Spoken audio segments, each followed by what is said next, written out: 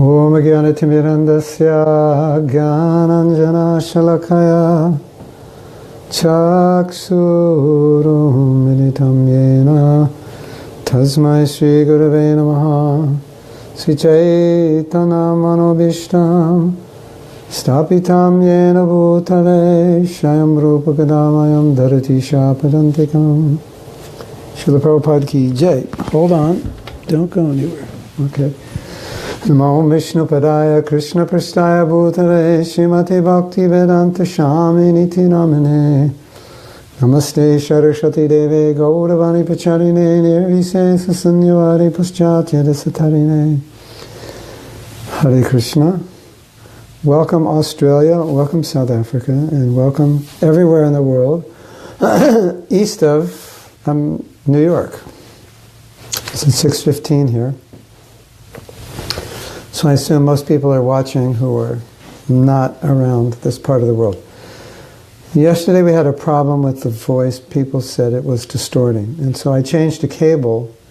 And so I need to check in with you and see if there's any distortion in the voice or if it's clear. So just before I begin, let me know. And if it's still distorted, I don't exactly know why, and we have to investigate.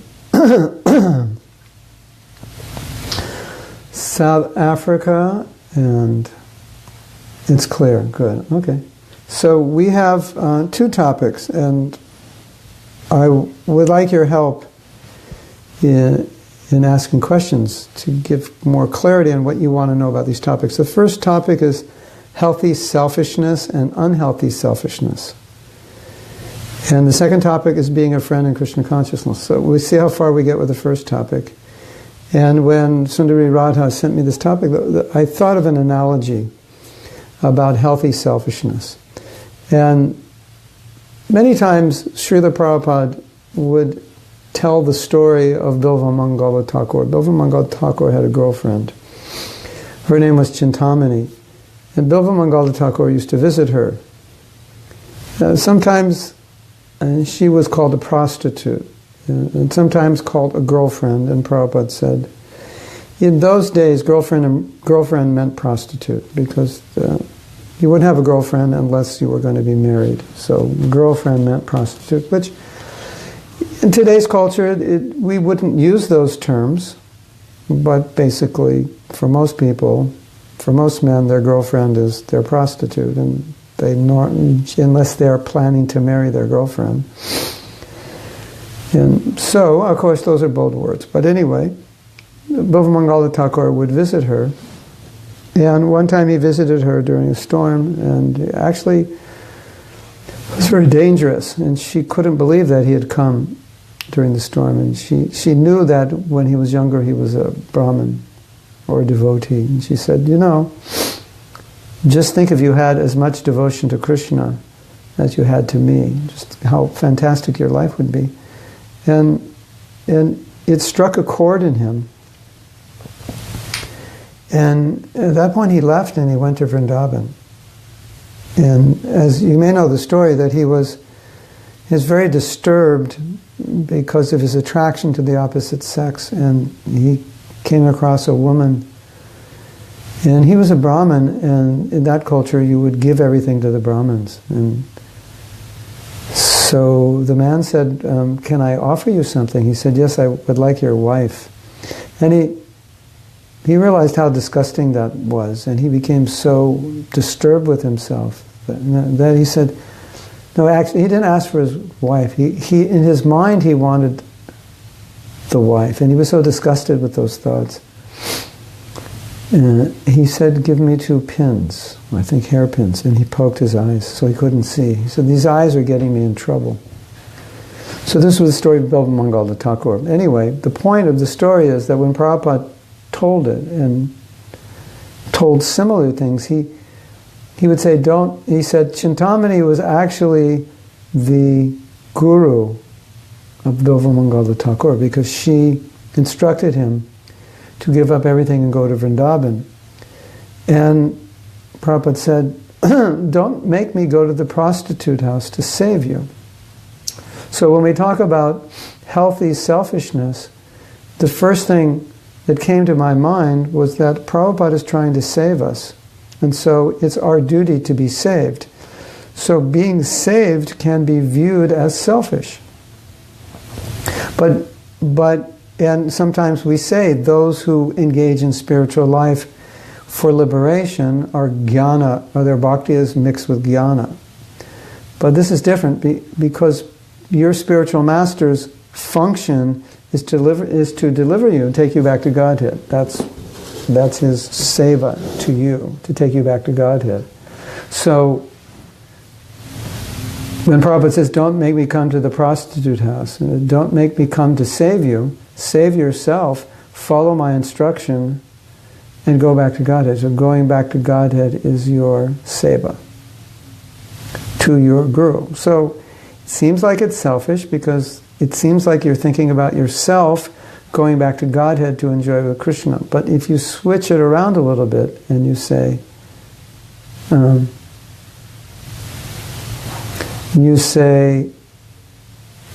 this is seva to my guru. To save myself is seva to my guru. He wants me to go back to Godhead in this lifetime. So that so-called selfishness now becomes service because my guru wants me to be Krishna conscious and he wants me to go back to Godhead. Now, another aspect of this is our gurus and Srila Prabhupada want us to be happy. So if I'm trying to be happy in Krishna consciousness, then it might seem, well, that's selfish. And if done in the wrong way, it is. Just like if I do kirtan for my own happiness, or I do anything for my own happiness, it's selfish. But my guru wants me to be happy in Krishna consciousness, so it's my seva to my guru to be happy in Krishna consciousness. So then again, it's not selfishness to be happy, but it's service to be happy. And then I thought of an example. Let's say you are going to come to visit me in Florida because you want to help me with a project. So you're coming here to do service. Then I'm very happy you're coming, and I'm very grateful, and because I'm happy and grateful, I want to do something for you. So I know that you've come here with your kids, and I know your kids would love to go to Disney World. So I say, I've planned a special outing, and I'm going to take your family to Disney World, because I know your kids really want to go. And you say, no, I just came here to serve. And I said, no, but I want you to be happy. I want to do this for you. So then accepting the invitation becomes service for me, because you're satisfying me by allowing me to satisfy you. So in the same way, Prabhupada wants us to be happy. And he gives us so many things in Krishna consciousness to be happy. So if we do what he wants, even if it seems selfish, again it's within the context of service. And one time when we did a festival in San Diego, it was a Govardhan Puja festival, and because the temple was called New Govardhan, then on Govardhan Puja they would do public festivals, and the temple was in touch with Prabhupada, telling Prabhupada that we're going to do this festival. And then they reported the results of the festival, and Prabhupada said, I hope you enjoyed the festival. So there is this concept of enjoyment of Krishna consciousness, and that enjoyment of Krishna consciousness gives the guru happiness, because he wants you to be happy in Krishna consciousness, right?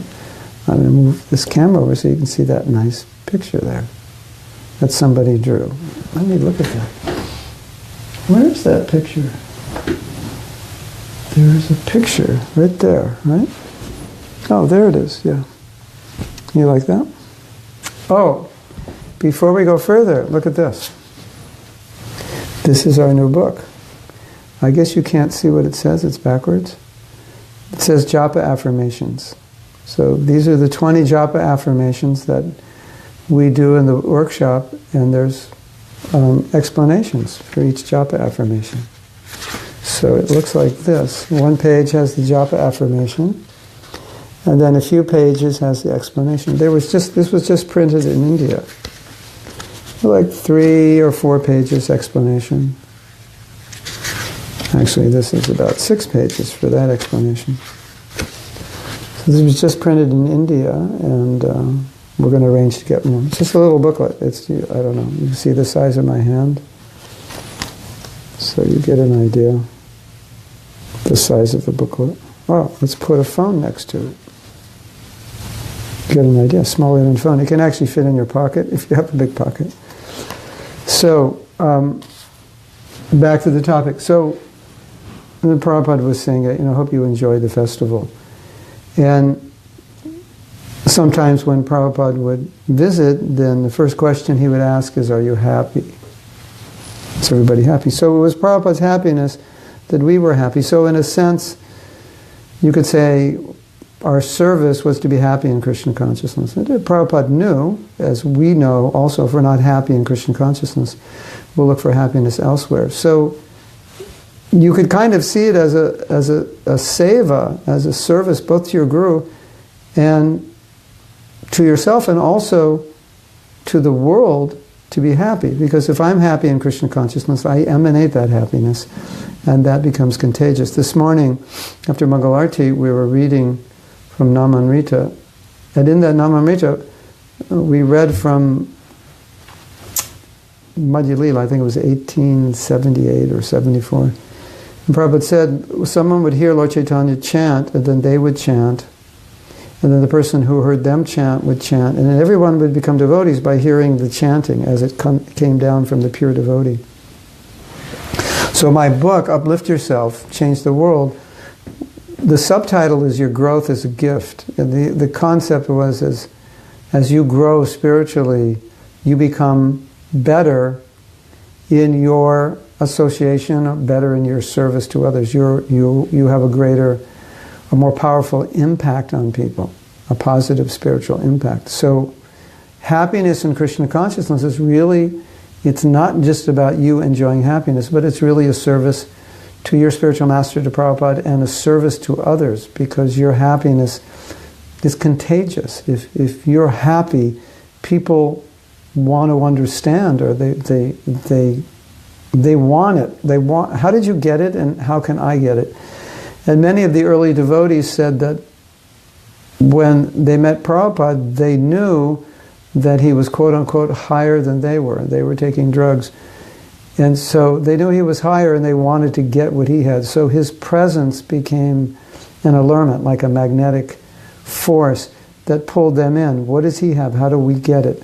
So being being happy and being satisfied, or so-called being selfish, if that selfishness helps you in Krishna consciousness, it becomes service. So if we look at selfishness within the context of everything that I can do for myself that will help me become Krishna conscious and also help others become Krishna conscious, so then how could it be selfishness if it's geared towards others? So, for example, we chant every day, we read every day, we go to Arti, we do puja, we do so many things which could be looked at as entirely for our own benefit, and then an outsider could say, well, you're very selfish because you're just doing things which will benefit yourself. But a devotee is thinking, I need this purification so that I can be of service to others.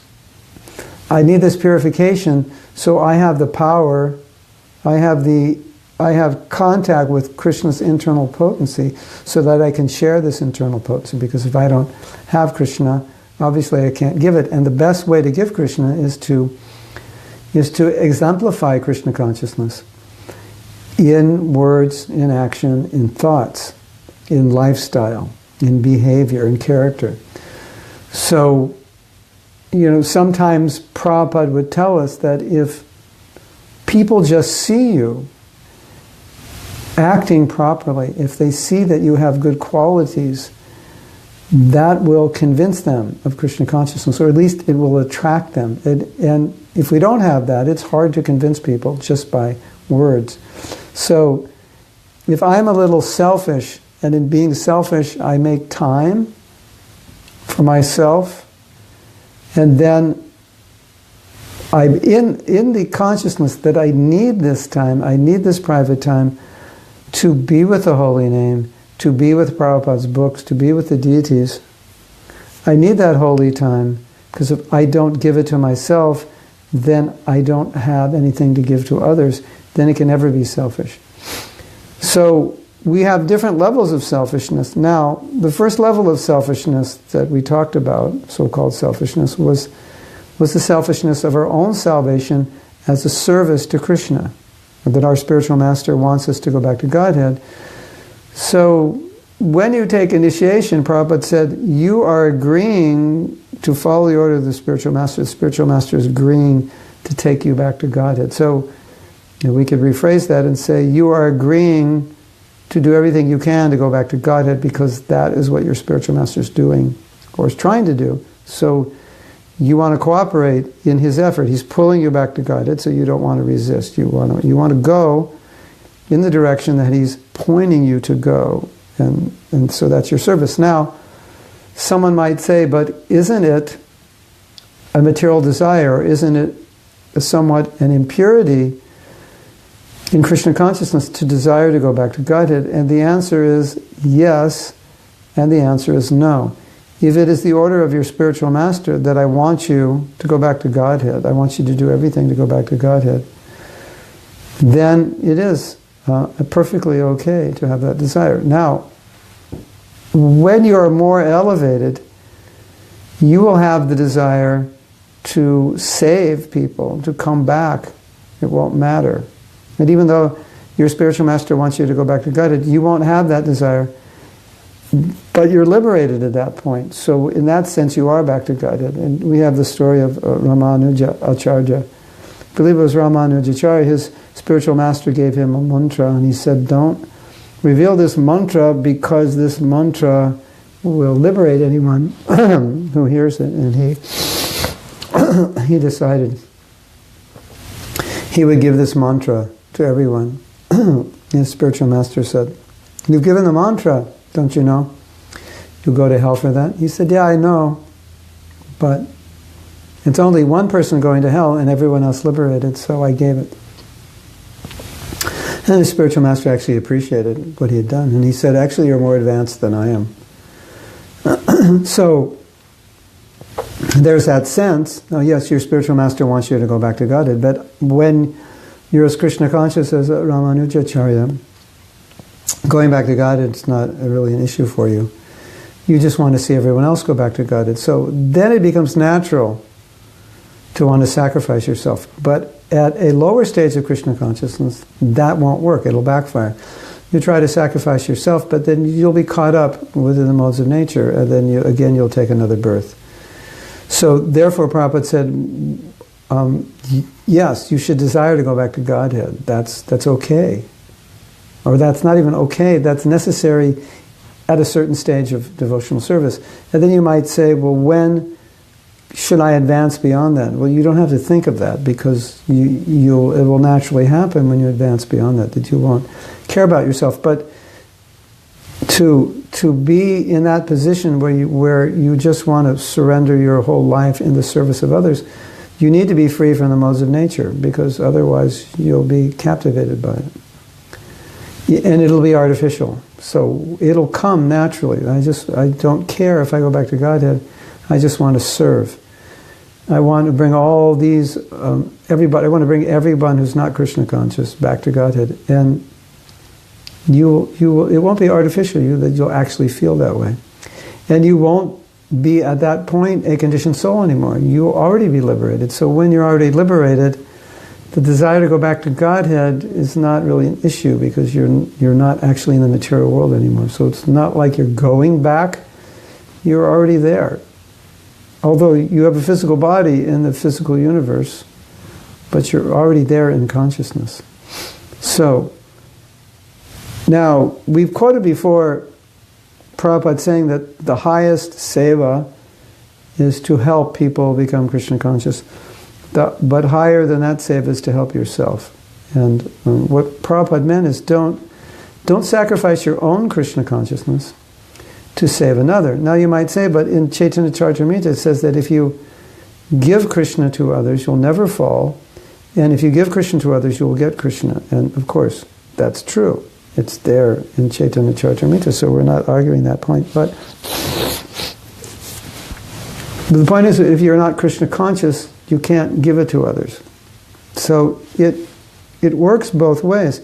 You have to give yourself Krishna consciousness, as we said, to give it to others. And as you give it to others, it expands. So the highest service is to save yourself, because once you save yourself, you can save others. If you haven't saved yourself, how will you save others? So Prabhupada wanted us first to save ourselves. Now there's a letter, which is interesting. I think it supports this idea. Prabhupada said,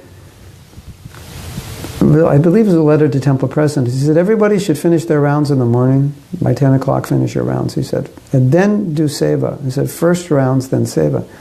So we could translate that into saying, first take care of yourself, and then do seva for others. Take care of yourself, chant your rounds.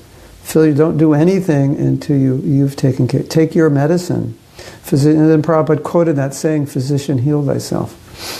So again, the same point is that even in the name of selfishness, a devotee is never selfish, but he understands there's a kind of selfishness which is necessary, because if I'm not grabbing the nectar, if I'm not finding the nectar, relishing the nectar, taking the time to get that nectar, and I'm just serving, I will drain myself, and then when my batteries are drained, I won't have the Shakti to really influence or help other people.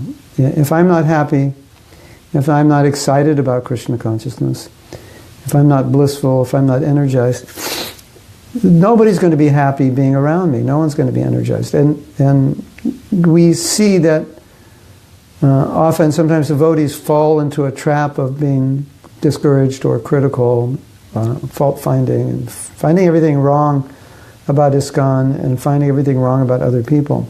And generally, in some cases it's necessary because there are things that need to be corrected, but I'm talking about when it becomes obsessive and not useful. And so generally we can understand that a person in that consciousness is not happy, is not nourished in Krishna consciousness, and they're getting their so-called nourishment from fault-finding.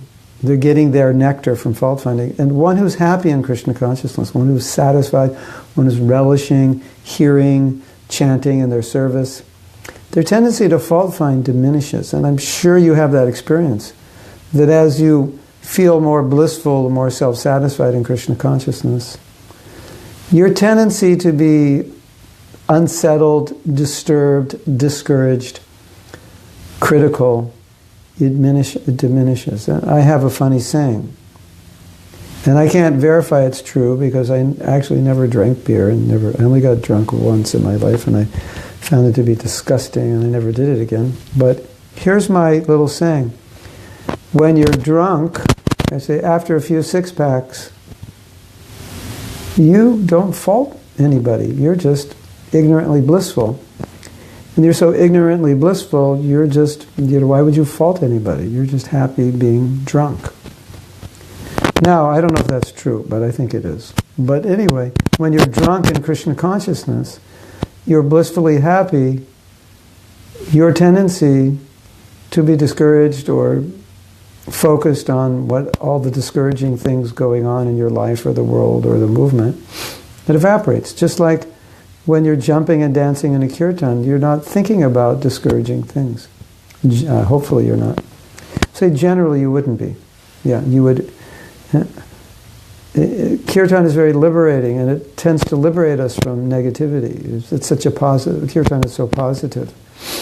So, therefore you can see the correlation between giving yourself Krishna consciousness, relishing, doing things which help you relish Krishna consciousness, and your own ability to be a positive force in the service of Prabhupada, to be a positive force to inspire others. Obviously if you're not inspired, you can't inspire. Of course you can force yourself to inspire people. Sometimes you'll become inspired when you inspire others.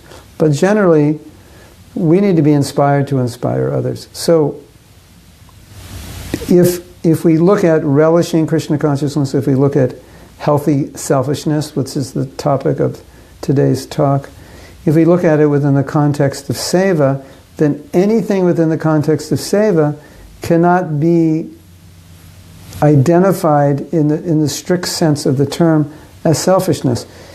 Sometimes we have a service and we love to do it, and we feel like I could do this service my entire life and never get tired, because that service excites you, or that service is in line with your nature. So you're happy doing it, you like doing it. But it's service. You're not doing it just because you like it, you're doing it because it's service to Krishna, it's service to Prabhupada, it's service to your Guru. So as long as that context is there, then everything's good. It can't fundamentally be selfishness. And as we know, everything in Krishna consciousness has two dimensions. It has not everything in Krishna. Everything can have two dimensions: the spiritual dimension of selfishness and the material dimension of selfishness. Selfishness on the material dimension, basically, if you just boil it down to what it is, it's trying to satisfy one of the five senses, or subtly trying to satisfy the mind or the ego. So it's basically some form of gross or subtle sense gratification. That's what material life is, isn't it? So if in devotional service I'm trying to gratify my ego or my senses in some way, to show off to others, to get some acknowledgement or get something, yeah, that's selfishness.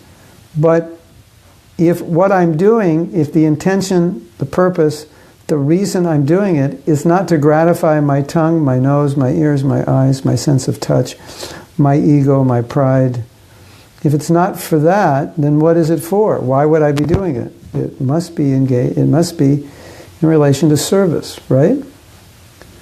So that's the whole idea, that's the whole context, that no matter what it is, if the context is, it can even be spiritual, but if the context is I'm trying to gratify one of my senses, it's not spiritual, it's material.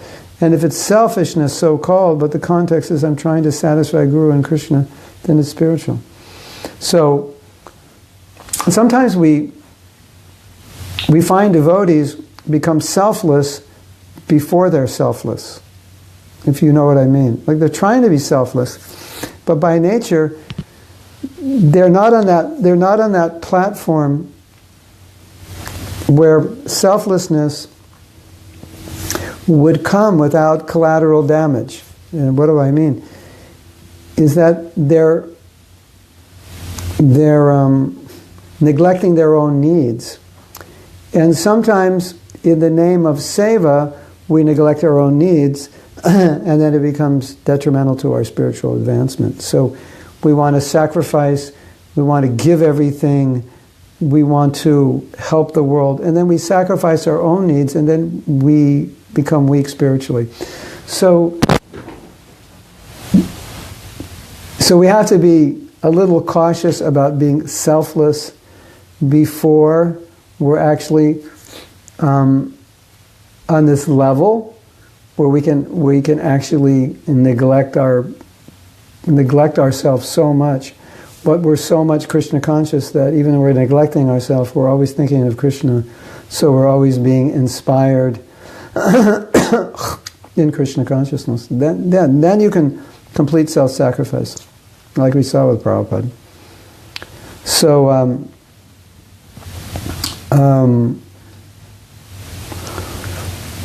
some people, they try to be selfless because they want others to appreciate them or love them or congratulate them for being selfless. So obviously that kind of selfishness is actually not selfishness. It's probably strongly influenced by the mode of ignorance. So you have to be careful of that kind of selfishness. And especially I've seen that for some people, if we talk about this kind of selfishness, or we talk about deprecating yourself, the sacrificing and so forth, sacrificing your needs and so forth, which are all Krishna conscious principles. But if a person is not, and some people are not able to do that because they'll sacrifice themselves in an unhealthy way. They'll actually neglect their own needs because they don't feel personally worthy of fulfilling their own needs. They think that it's not important. And what we're trying to say here, that there are certain things which are demanded of us as devotees, so it is important to fulfill those needs. And for some people who have a tendency to sacrifice themselves in an unhealthy way, they have to be careful. Now, some people can sacrifice themselves in a healthy way. It's like some people are like personifications of self-sacrifice. That's just what they are. You can't stop them, but it doesn't have a negative effect on them. It's not coming from some unhealthy relationship with themselves. It's just their nature. They're just self-sacrificing people. But some people are self-sacrificing in an unhealthy way, and it has detrimental effects, and they neglect their own needs. Maybe they would even give up some of their spiritual practices to serve or help others, and then they would allow themselves to fall into Maya, or in some way they would allow themselves to be hurt in Krishna consciousness in the name of service to others. So unless you're very advanced, or unless it's your fundamental nature to be that way, it'll have backlashes. So that would become unhealthy. That would become very unhealthy selflessness. Now this was healthy selfishness and unhealthy selfishness, but there's also unhealthy selflessness and healthy selflessness. So there is a kind of selflessness that becomes unhealthy, where your own spiritual life becomes damaged by your selflessness. So I'll get to your questions in a minute. Just finishing the last train of thought. So I was asked to speak also on unhealthy selfishness. And as I said before, the definition of unhealthy selfishness would be very simple. It's just anything you do that is solely for the purpose of gratifying one of your senses. That would be selfishness, which is unhealthy. That would be material selfishness. But anything you do which is not, the motive of it, the aim of it is not, it may gratify your senses, but that's not the reason you're doing it. Anything you do where the motive is within a context of service, even if it looks selfish, it's not. So our definition of selfishness has to be in relation to gratifying one of the senses. So let's say I need to take a little break, so I'm going to go to Vrindavan and Mayapur. That looks selfish, but I know that I'm at a point in my devotional service that I need to be rejuvenated. And even Prabhupada recognized that. Because every year from 1974, the Mayapur festival started, and we would spend 3 weeks in Mayapur and 2 weeks in Vrindavan. That was the schedule, and that went on. 74, 75, 76. I don't know about 77. Maybe. Can't remember if Prabhupada was there. I was there, and I can't remember. But in any case, oftentimes when Prabhupada would travel around the world, and it was getting close to that time of the Mayapur festival, he would say, I will see you all in Mayapur. And he would give us an open invitation. And then he would explain, we're preaching all year, and sometimes we get worn down by preaching, so we need to rejuvenate ourselves. So we would come to Mayapur, we would relish the nectar. Seems very selfish, right? We're leaving. How many books could I have distributed in that month that I was in Mayapur?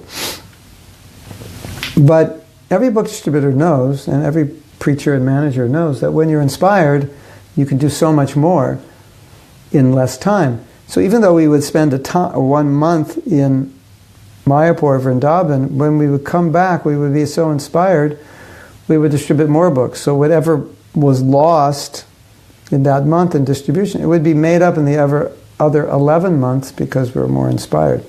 So that's a nice example, because Prabhupada himself was asking, and Prabhupada himself was saying that due to preaching and associating with non-devotees and living in this materialistic environment in city temples, then we get a little affected by it, or very affected by it, and we get a little worn out or very worn out, and we need to go rejuvenate our batteries. So we go to Mayapur and we rejuvenate our batteries solely for the purpose of being of service, being able to give ourselves to others.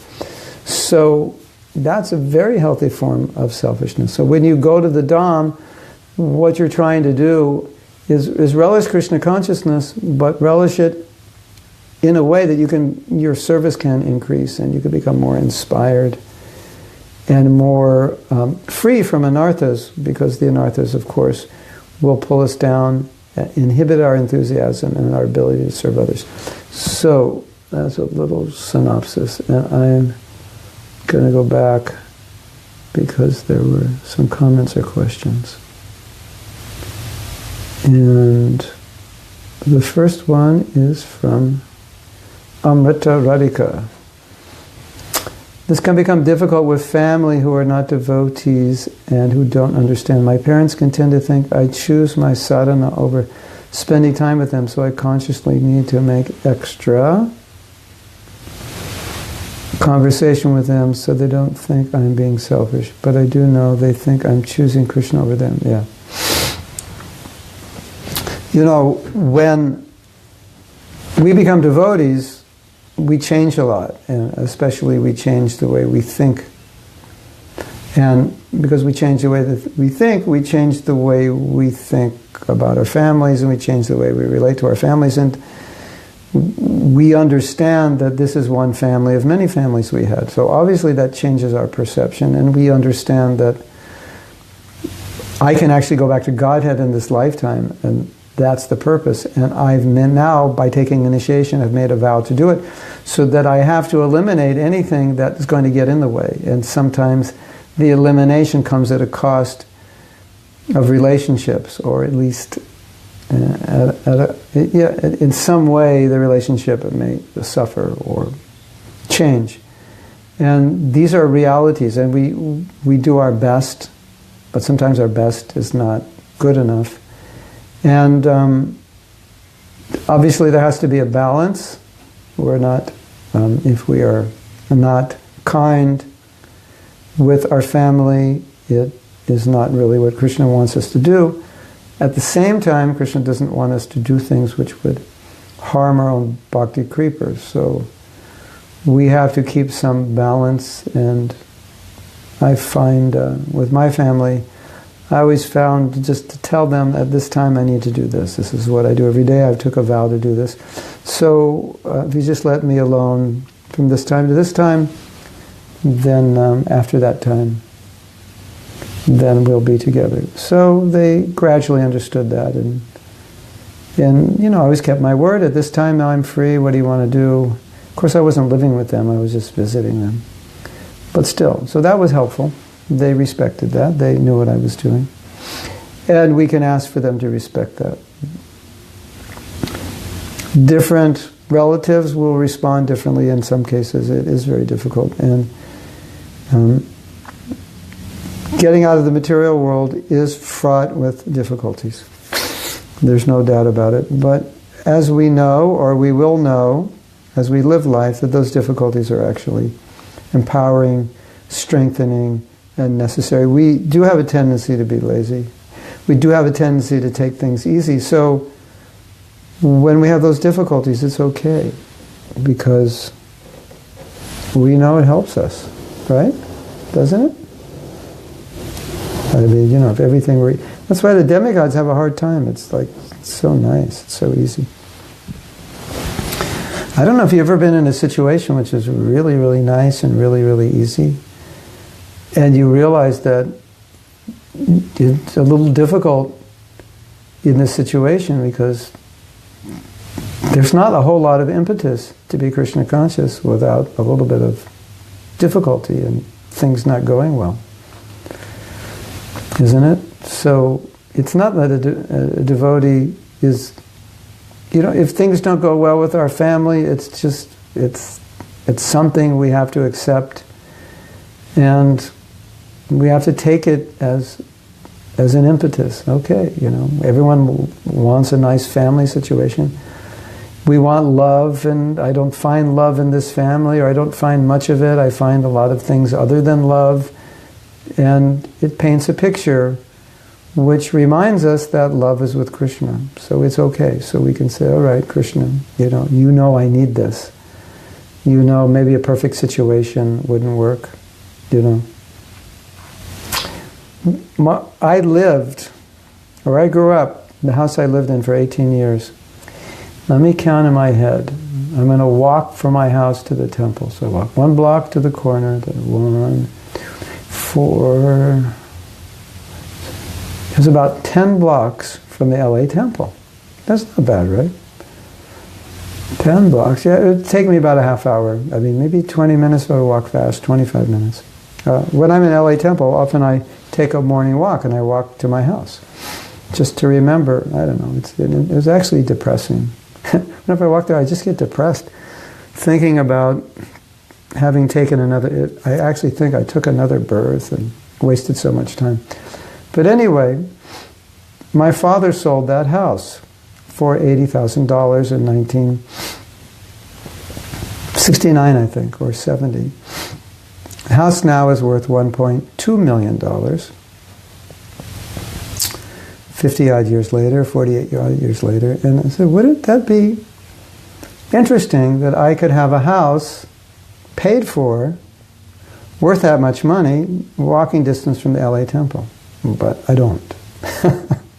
So it's like, I was just telling my wife yesterday, I was thinking, every year I think about that house. I go, that house, that's like so close to the temple. And if we ever needed to move, we could move very easily and buy a house somewhere else, a decent house somewhere else. But it didn't happen. So, and when I became a devotee, my father, he didn't like it, but he tolerated it. But my mother, she broke down. I could hardly talk to her. She didn't want to talk to me. It was horrible. But that's, what can you do? And I would have appreciated it if she had accepted me as a devotee, but she didn't. And all I could do was try to be Krishna conscious and help her in that way.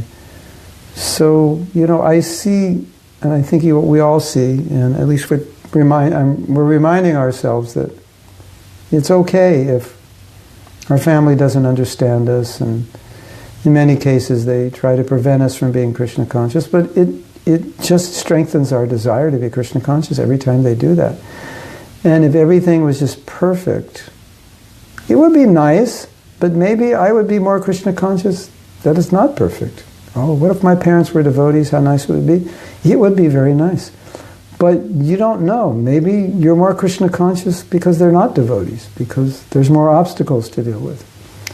So it's a reality we all have to face, because it's rare that parents like it when their kids become devotees and show so much devotion to Krishna and their guru. Krishna Karshani says, my guru Indraduna Swami very often is saying that the easiest way to go back to Godhead is by getting mercy of Radharani. And we can get our mercy by sharing Krishna consciousness. I was wondering that maybe the best way of preaching is being an example of happy devotee. It looks that it's so more powerful than being unhappy preacher. I think every one of us will realize sooner or later that what we speak is just icing on the cake. The real preaching is who we are. Listening to this man, I think he's an atheist, and it's a debate between him and the Catholic Church.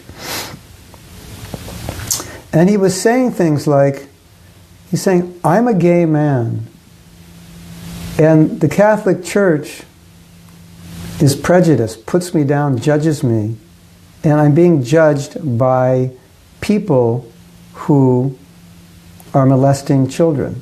So, what a paradox that is. And the whole audience started applauding. Even the Catholics started applauding. The Catholic priests and nuns were applauding when he said it. So, you can't hide behind that. It's a reality. How can you say, you should not do this, it's in the Bible, and you're molesting children? You can't. And so it becomes a paradox.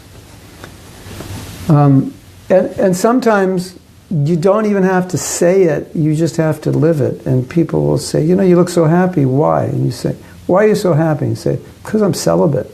Like, you're going to tell somebody to be celibate? They're going to think, get out of here. But why are you happy?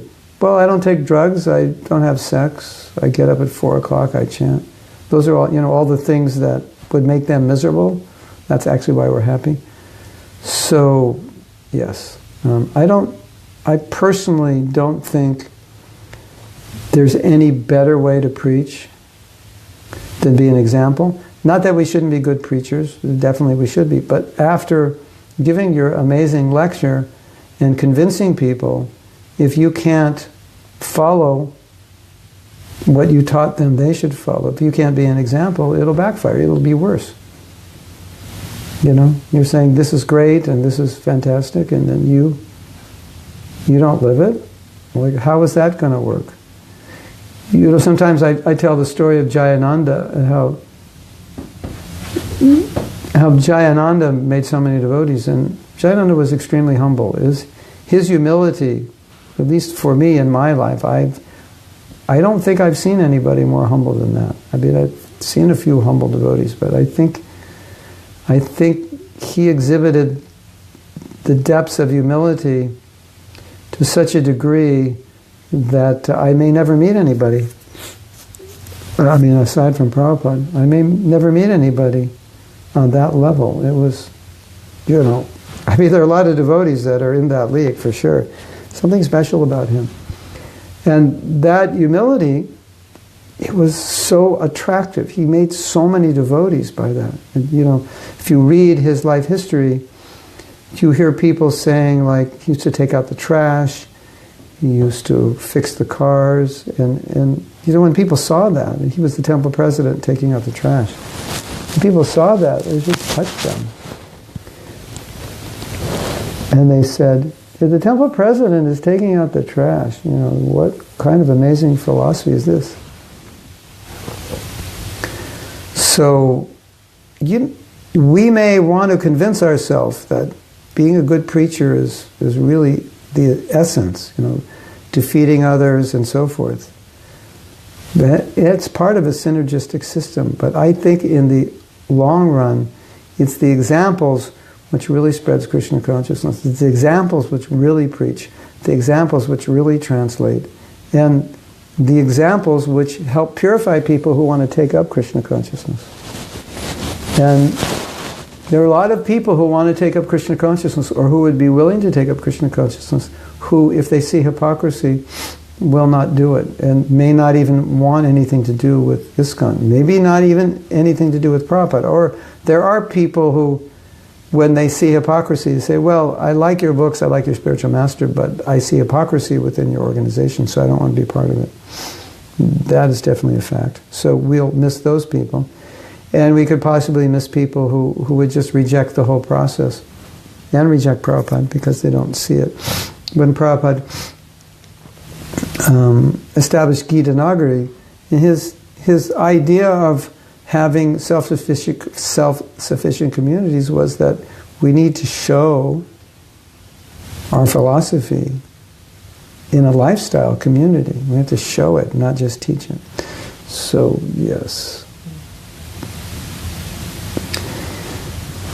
Krishna Karshani says, in your classes about happiness, you're saying that the best way to be happy is serving others. Sometimes we tend to focus only on ourselves and our own problems, thinking that if we take care of ourselves, we will be happy, but oftentimes we are then even more miserable. Yeah, because most people who have personal problems, the way they try to take care of their problems is through self-pity or through diving more deeply into these negative emotions because they actually don't know how to take care of their problems. If you try to take care of your personal problems and you don't know how, it's quite likely that you will make them worse. You reminded me of of something that I remembered the Sankirtan devotees told me. And they would often say, you know, when I'm on Sankirtan, I forget all my personal problems because now I'm dealing with other people's problems. And that becomes my focus. So yes, sometimes the best way to solve your own problems is to solve other people's problems because it takes you out of yourself. We have the Boy Scouts. I don't know if you have the Boy Scouts in Europe, but it's a club for boys. It builds character. They do projects and take trips together. And they have, I believe they have a saying. They say that in order to find yourself, you have to lose yourself in service. In other words, you have to overcome selfishness and engage in service, and then you find yourself. That's the higher self.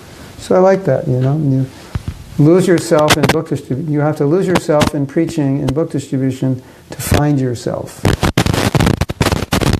So that's true. So, of course, I don't want to say that if you have problems you should avoid.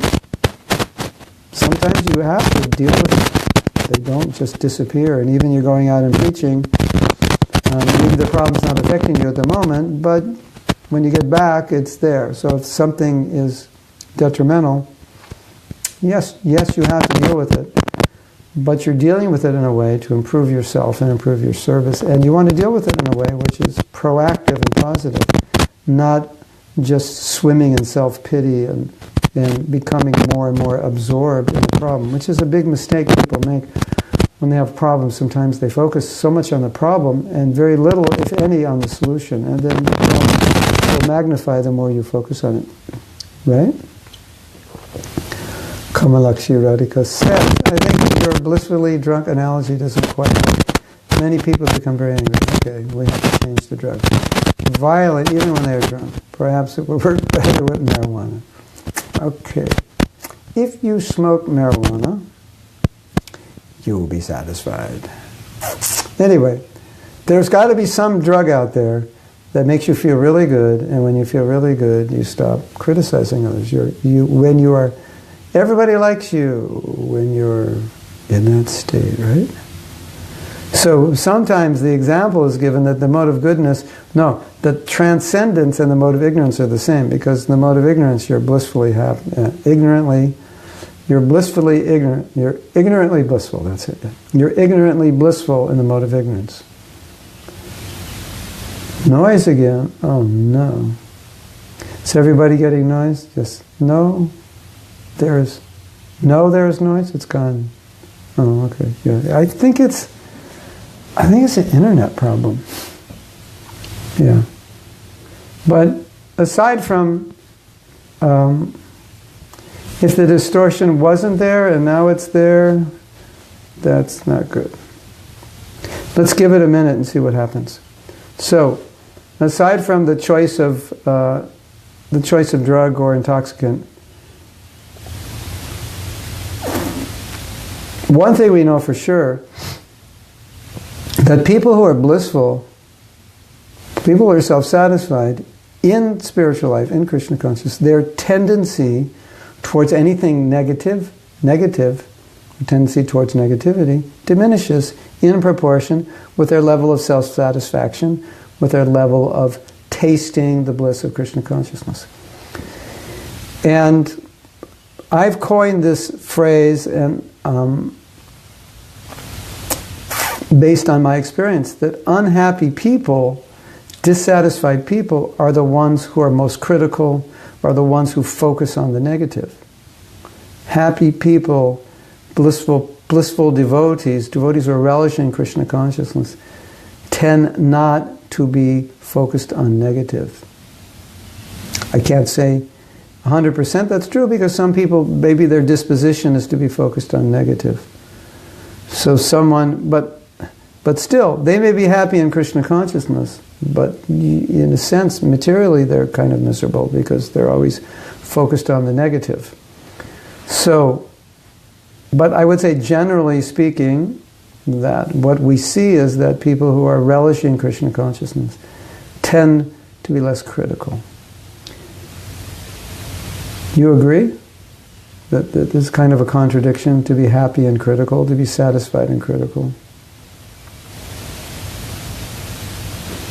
You know, like today, if you won the lottery, you'd probably stop finding fault with the GBC until a few days, right? GBC, they're good people. You know, the higher up you go, the more people shoot at you. So you become a temple president. Before you're temple president, everyone likes you. You become temple president, everybody's throwing darts at you. You become GBC, more darts. Become sannyasi guru, GBC, lots of darts, right?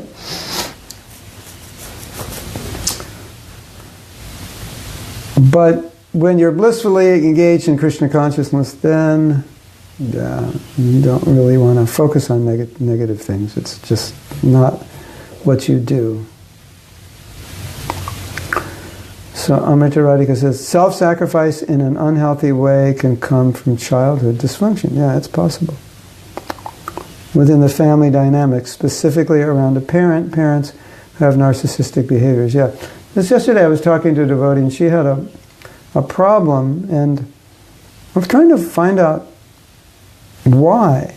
And the problem, it was understandable to have this problem before she was a devotee, but after she became a devotee, her problem kind of flew in the face of our philosophy. And understanding our philosophy would eliminate her problem, but somehow or other, she said, I know I shouldn't have this problem. I know what the philosophy is, but I still have it. So she had a certain attitude. And so I was thinking, well, where did you get that attitude? And so when someone has a very strong attitude or a negative way of looking at the world, or an unempowering way, or a way that's causing them problem, I ask them to consider, what in your life do you think gave you that attitude? Like, why do you have that attitude? In spite of knowing that that attitude is wrong. And so we discovered that her mother punished her and her sister all the time.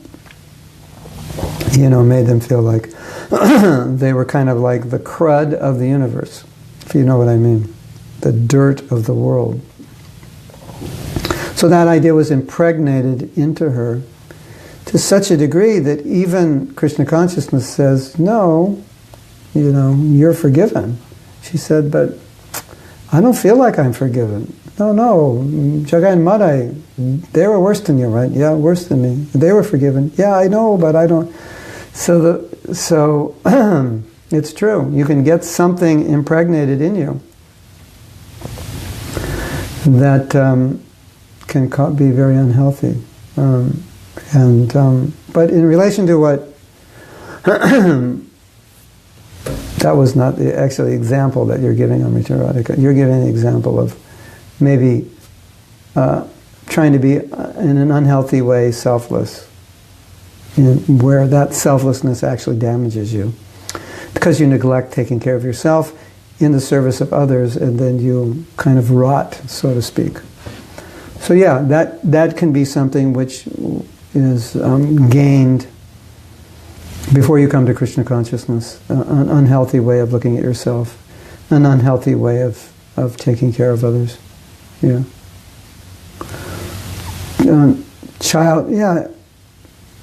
You know, our authorities, our parents, our teachers, priests, and so forth, they have strong influence on us. And some of us are more susceptible. I was very fortunate that I have a very independent nature, and I didn't get so affected. I mean, I got affected, but not so much by what people did and said, because a lot of what they did and said, I could just see that's wrong. I just didn't pay attention to it. But a lot of us are the opposite. You know, we take very seriously what people tell us and how they treat us, and it can affect us in negative ways. And so there was this debate going on between atheists and a religionist. And you know, one of the arguments the atheists have is that you know, you Christians, you're not perfect. You do so many things wrong, and one of the arguments that's often given, which is rightly given, is that, but what we learned, the bad things we learned, the bad qualities we have, those were learned outside the religious context. And then they were brought into the religious context where we're trying to purify them. So it's not that the day you go into the hospital, your disease goes. You're going in the hospital to become cured. So yeah, when people would say, oh, you Hare Krishnas said, you did this and that's wrong and this is wrong, we would say, yeah, but that was learned in your society. It's not what we taught. We don't teach our people those things. They learned that before they came. And so, as we know, and as we see, we bring in, and others bring in, what we call baggage. That's the proper word, the cliche for anartha, at least in America, is baggage. We bring in a lot of baggage. Baggage means a lot of things we don't need. So that's a reality we have to deal with. And it can have effect, and we should be aware of it. And we should maybe throw the baggage up to the moon and forget about it. Or some other planet. I saw this analogy. This is interesting. One lady had some baggage, right? So she was being counseled by a counselor, and she was telling him all the baggage. And he said, I think it was a relationship with her husband, and how she was unhappy, and how he neglected her, maybe he cheated on her, and she was really, really upset. She was crying, actually. He said, I want you to take all you've told me and put it in a suitcase. And I want you to imagine that that suitcase is on a rocket ship. And I want you to imagine that the rocket ship has now gone to the moon with your suitcase. So she visualized it. And he said, how do you feel now? And amazingly, she said, I feel much better. I feel like... So, we do the same thing. The idea is, okay, these are things I don't need. I'm lamenting about this. I'm hankering about that. It's detrimental to my bhakti. We let it go. Detachment. So detachment would be like putting all your anarthas in a suitcase, shipping it off to the moon. Okay, we don't need these things. So we have to do that because we bring in baggage. Okay. This is from Guru Nishta. The obstacles should strengthen our resolve to be more Krishna conscious. We should make a t-shirt out of that. Okay, I'm going to tell you something really powerful. You're going to love this, and I think we can use this in our preaching. I have a godbrother named Madan Mohan, and he comes up with little sayings. And he said, we have what's called thank you yoga. Because yoga means connection with the divine. So what is thank you yoga? Whatever happens, you say thank you. That's thank you yoga. You like that? And he said, if whatever happens, you say thank you, then everything's fine. Everything's okay. It's just like, thank you. Thank you, Krishna. And yoga, of course, means you and Krishna. So who are you thanking? You're thanking Krishna for whatever happens. Thank you, Krishna, I needed that. Or thank you, Krishna, for giving me something positive. That's your mercy. You're all awareness. It's all appreciation. And appreciation is powerful. So, you like that? Thank you, yoga. I'm supposed to go to China and do a 2-day or 3-day yoga retreat. And I'm going to use that, because I think that's powerful. Thank you, yoga. Then he said something else. Yoga means connection. We say in America, if you see somebody and you haven't seen them in a while, and they say, stay in touch, we haven't seen one another, stay in touch. He said, that's the definition of yoga. Stay in touch. And he said, definition of japa is, let's talk. Let's sit down and talk. And the definition of darshan is, come by and see me sometime. So, it's kind of funny, but he's quite a philosopher, and yeah, it's true. So, today can be the first day of your life that you practice thank you yoga. Yes? Krishna Karshan, he says, I was thinking about being selfish in devotional service. I see often that devotees are so eager to do personal service for Guru that they don't want to share the service with others. We thought that we should fight for service to Guru and Krishna because we can get mercy doing it. What do you think of that kind of way? Yeah, give service, you'll get more mercy. There's a saying, whatever you want to get, give it to others, share it with others. So, of course we want to serve Guru, but We said this before, there is no emotional experience that compares to giving.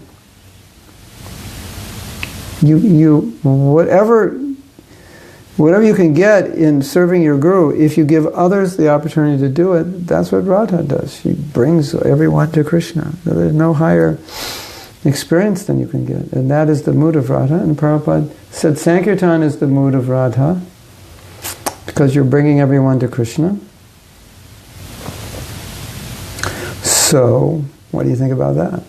Is that, that's our philosophy. So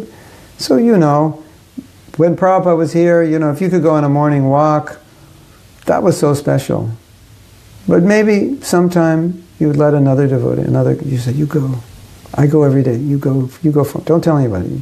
You go for me. They're taking 10 people, you're one of them. And so that's special. And you always get mercy by giving. So I think both are there. My godbrother Havi said he once bathed Prabhupada's feet. And then he ran upstairs with another devotee and they drank, everybody was expecting the Charnamrita and they drank the whole thing. So, sometimes you can be a little greedy, but not all the time. Sometimes you have to share, right? Okay. Do we have anything else? Yes. Okay, Amrita Radhika says, we just had 4 days kirtan retreat with Indrajit Maharaj in Oz, and we were flying high on blissful energy for days. It was ecstatic. We need kirtan every day. Yeah. When I was a young devotee, that's what we did. We did kirtan every day from about noon, 11:30 to 6. And then on the weekends, we went back out about 8 or 9 o'clock till midnight or 1. That's what we did. So did we have problems? Maybe we did, but we didn't really know if we did because we were doing kirtan all day. And because of my knee and I couldn't dance, I had realizations about dancing. I like to dance, not like I'm some special dancer, but I've always felt inspired by dancing. I felt that dancing is an important sadhana, important spiritual practice. And Prabhupada said, the Mridanga player should play in a way that makes devotees dance. That's their seva, to play the Mridanga in a way that gets you up to dance. Or at least gets you more absorbed, but then eventually gets you up to dance. And then Prabhupada said, when you dance, it increases the ecstasy, it increases the whole experience. So, I couldn't dance. All I could do was kind of shuffle and watch other people dance. So I was actually watching people dance more than I normally do because I guess I was transcendentally envious that they could dance. Although I did jump on one leg. Fortunately, Karuna Shakti wasn't there because she would have just grabbed me and stopped me. But I did jump on one leg a little bit. And I was thinking how liberating dancing is. Especially when you jump off the ground. You're not really on the earth, in literally, and figuratively you're like transcending the earth. If you think about kirtan, not as just chanting, but dancing, because that's the process. Prabhupada said chanting, dancing, and feasting. And you think about that as the main process. Dancing is extremely detaching, extremely liberating, isn't it? And we all have so many problems, and as I've said a million times, I will say 1,000,001, if you focus on your problems too much, rather than focusing on solutions to your problems, then problems just get worse. So, here's a story. A devotee had some problem. He wanted to talk to Prabhupada. And Prabhupada said, well, let's have kirtan. So they had kirtan, and then Prabhupada said, so, your problem? He said, no, Prabhupada, I don't have the problem anymore. So, kirtan is very powerful, it's very important. Dancing is very important, especially when you get older, you will tend not to dance because your body's slowing down. But even when you're older, dancing is important. It's liberating, it's empowering, it causes us to relish the holy name. So chanting and dancing is a very important part of Krishna consciousness. Feasting also, because that is prasadam, it's offered to Krishna. So we're only eating Krishna prasadam, offered with love. So we're surrounded by love. The holy name is love incarnate. We're dancing in love to glorify Krishna, and we're eating prasadam cooked with love. So it's a powerful process, and probably one of the obstacles in being Krishna conscious is just not being in a situation where we have time to chant and dance. And as you know, I lived in Mayapur, and when devotees come to Mayapur, they could come miserable. They could be coming from who knows what situation. After a few days in Mayapur, just because there's so much kirtan, there's so much katha, there's so much prasadam, there's so much Krishna everywhere, they become really, really happy. Everyone becomes really, really happy. So Krishna consciousness works. The problem is being in a situation where you can get enough of it. That's the challenge. Yes? Thank you, yoga. So everyone can share thank you, yoga. Maybe you can make a t-shirt that says, I do thank you, yoga. Or ask me how to practice thank you, yoga. That's a good t-shirt, right? Or I do thank you, yoga, ask me how. Ask me how to do thank you, yoga, ask me how. Yeah, ask me how to do thank you, yoga. Bibi Govinda and Indranam Swami were stage diving in the crowd of devotees. It was wild, yeah. We find in Chaitanya Charitamrita that in the Kirtans of Mahaprabhu, sometimes they would go wild. And Indranam Swami, he definitely likes Kirtan. And he definitely likes to go wild. He has a lot of faith in Kirtan, because I just notice whenever I'm with him, there's a lot of Kirtan. He does a lot of Kirtan. And devotees like to dance in his presence. So Kirtan is important. It's definitely important. More Kirtan, more Kirtan, Kirtan, Kirtan, Kirtan, Kirtan, Kirtan. Yeah? Kirtan, Kirtan. Okay. Wow, we went over time. Time flies. Maybe next Monday. Where am I going to be? Maybe next Monday we can talk about the other topic, which was being a friend in Krishna consciousness. Yeah, that's a good topic. Okay? So is there anything else?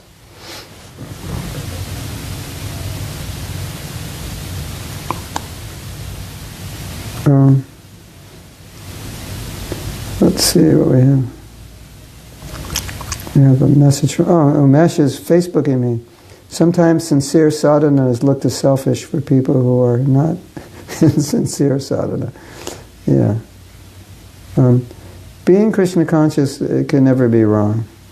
That's for sure. Right? That's for sure. Being Krishna conscious is always good. Right? Okay?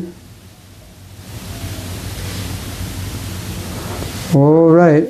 Chaitanya Chandra. All the way from Dallas. We just had a big Rath Yatra in Dallas and a big kirtan with the Mayapuris and Gauravani. Yeah, I saw the videos. It was freezing, right?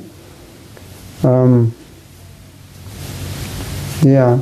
I mean, where was I? Where was I? Yeah, we were, had Rath Yatra in Durban, and they go, and that's 4 days, and in the 4 days they do like return to Gundicha. Kind of interesting. Yeah. It was freezing and everybody was happy. Yeah, kirtan it's the religion. So, yeah.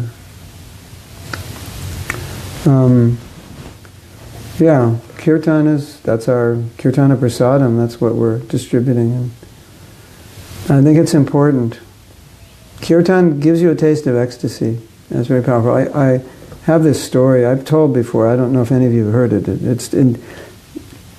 It's tattooed in my mind. In must have been 78 or 79, I was a Sankirtan leader in Los Angeles. We had maybe 25 men. And about 18 to 20 of them were living in the Brahmachari ashram. I was living in the Brahmachari ashram. I was in Saffron at that time. And we were fired up, everyday book distribution, beautiful temple. There were like 350 devotees in the Los Angeles temple. So we just had amazing kirtans. And so one morning, we had a very fired up kirtan. That was kind of like our mood, When you have kirtan, it should be fired up. Otherwise, why have it? So we're young, we're strong, we're passionate. We can dance. You just keep dancing, and we can play faster, faster, 25 years old. The Sankirtan mantras, faster, faster, louder, louder, faster, faster, louder. Now that we're older, we run out of the temple when it's faster, faster, louder, louder, because our ears are going crazy, and we like mellow kirtan. So we were faster, faster, louder, louder, jumping, jumping, twisting, turning, spinning, amazing kirtan. And after the kirtan, one of the devotees came to me, one of the brahmacharis. He said, thank you for that kirtan. He said, I had packed my bags this morning. I was planning to bloop. But I thought, before I bloop, at least let me go to one last kirtan. He said, I'm unpacking my bags. I'm not leaving. So that's pretty powerful, isn't it? One kirtan can save you from blooping. One kirtan can save you from leaving Krishna consciousness. That's nice, isn't it? Okay? So, thank you all. And, yeah. Well, I should be okay for next Monday. I'm going to be in Miami next Monday morning, I think. Yeah. My wife's doing a 3-day seminar on marriage for counselors. That was recommended her. It's very systematic. So she's excited about that, and she wants me to go with her because it's a 6-hour drive, and she doesn't want to drive alone, and every day we have to drive to the event. So that'll be good. And then she's coming to Europe, so if you're in Europe, you can see her, and maybe we'll do something together. That's the plan. So, yeah, my wife and daughter arrive in London June 2nd, and I will arrive June 2nd or June 3rd, and then they're going to stay till the middle of August. And I might stay a little longer. So we're going to begin planning. I've got invitation now. Lithuania, Croatia, I think 3 places in Germany. And of course, if I don't go to Holland, the devotees there will be unhappy. So I already understand I will go there. Maybe Scotland, because I have a standing invitation to Scotland. And of course, London. One could stay forever in the London area because it's so big. And we're going to go to France and see Megan, and she's going to organize programs. And she wants to start a bhakti center in France. And maybe Italy, because my godbrother always invites me to Italy. And we had gone there several times already to do programs, so I know the devotees. And so, if you want to come see me, you know where to go. And probably end up at Poland, probably end up at Woodstock, unless something gets in the way of that. So, anyway, hopefully we'll see you Europeans there. And until we meet again next week, Hare Krishna, Srila Prabhupada Ki Jai. Go Premanandi, Hari Hari Bol.